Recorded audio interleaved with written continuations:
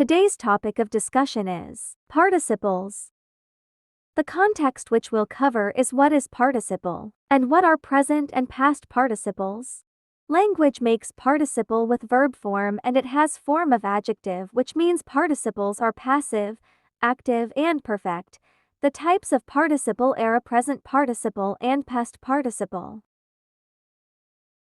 In present participle, verb with ing is used and it basically describes the progressive form or adjective for noun, which means present participle is progressive and active.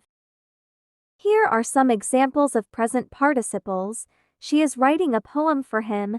Here, writing shows that this participle is progressive with the verb. Look at the sleeping baby. Here, sleeping is adjective, and it has progressive meaning. She is a very depressing person. Here, depression is an adjective which means active. Here, it decorates the noun at the front.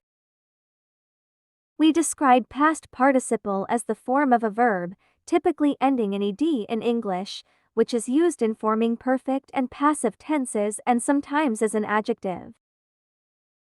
For examples, she has kept the car for 10 years. Here kept means present perfect with have.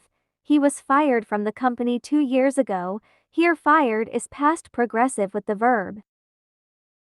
Here are some examples of present and past participle to differentiate between them.